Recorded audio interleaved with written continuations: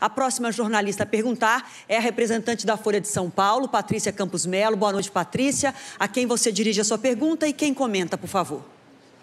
Boa noite a todos. Minha pergunta é para o ex-presidente da República, candidato Luiz Inácio Lula da Silva, com comentário do candidato Ciro Gomes.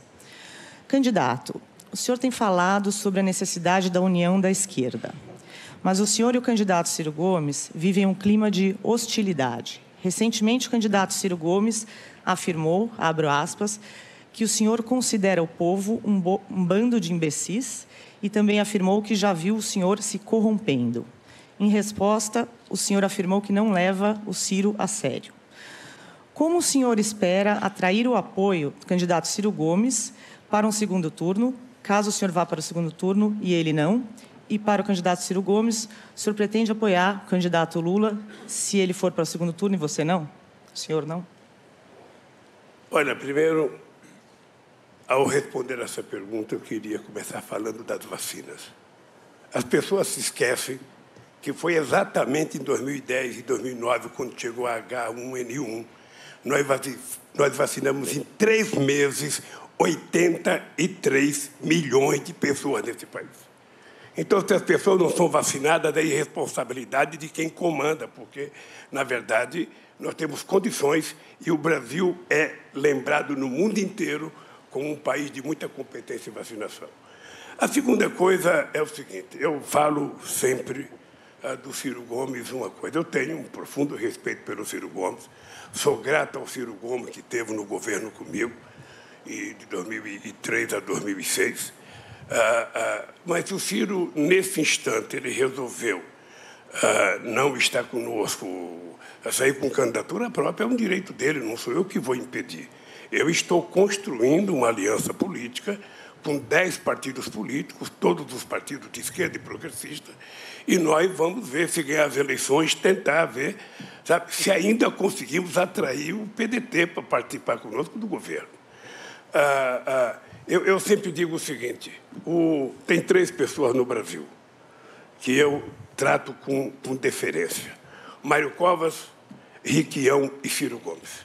De vez em quando eles podem até falar mal de mim, que eu não levo em conta, porque eu sei que eles têm o coração mais mole do que a língua.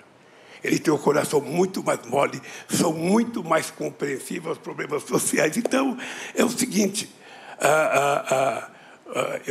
eu espero que o Ciro, nessas eleições, não vá para Paris. Eu espero que o Ciro fique aqui no Brasil, que a gente sente para conversar e possa construir a verdadeira aliança política que ele sabe que vai ser construída. O Lula é esse encantador de serpente, né? Assim, vai na emoção das pessoas, cativo. Nós temos uma relação bastante antiga e ele quer sempre trazer a coisa para o lado pessoal. Não é pessoal. Eu atribuo ao Lula a contradição econômica do Lula, a contradição moral do Lula e do PT, o Bolsonaro. Eu não acho que o Bolsonaro desceu de Marte com essas contradições todas. O Bolsonaro foi um protesto absolutamente reconhecido, respeitosamente por mim, contra a devastadora crise econômica que o Lula e o PT produziram e que ele apaga. Ele faz números assim e esquece. Se você tomar, e eu vou fazer isso durante esse debate, a média de crescimento econômico do período do PT é medíocre, é igualzinha a do Fernando Henrique Cardoso. O desemprego que está aí de 10, o Bolsonaro recebeu com 12, recebeu do PT. E a razão da minha distanciamento é que, infelizmente, o Lula se deixou corromper mesmo. Está com Gedel Vieira Lima, está com Renan Calheiros, está com Eunício Oliveira. Pesquise quem são essas pessoas. Olha, mesmo assim, Ciro, nós ainda vamos conversar. E você vai pedir desculpa, porque você sabe que você está dizendo inverdades a meu respeito. Você sabe que está dizendo inverdade. Agora, o que é importante a gente levar em conta é que, quando o Ciro joga a responsabilidade da eleição do cidadão, sabe, nas minhas costas, eu queria dizer que eu não fui para Paris. Eu não saí do Brasil para não votar no Haddad. Eu não saí no Brasil para não votar. E fui preso para não ganhar as eleições, porque sabiam que, se eu tivesse liberdade, eu ganhava as eleições. E você sabe que eu fui absolvido em todos os 26 processos? Você sabe que eu fui absolvido em todos os processos? Fui absolvido na ONU, fui absolvido na primeira, na segunda instância e 2 vezes na Suprema Corte. Agora é o seguinte, eu sou o único inocente que paga o preço de ser inocente, ou seja, eu sou culpado porque sou inocente. Eu continuo dizendo para vocês o seguinte, nós vamos trabalhar para voltar a governar esse país, para fazer a economia crescer, para investir na educação. As pessoas se esquecem que quem criou o piso escolar fui eu. E muitos governadores não queriam sequer pagar o piso escolar. As pessoas se esquecem que nós espalhamos universidade por esse país afora.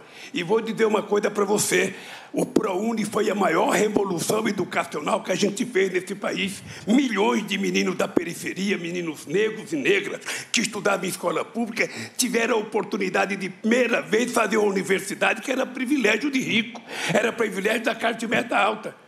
Aliás, filho, você sabe perfeitamente bem que esse país é tão contra a educação que o Peru teve a sua primeira universidade em 1554 e a nossa primeira foi em 1920. Ou seja, a elite brasileira nunca se preocupou em educar. Precisou um metalúrgico sem diploma cuidar disso.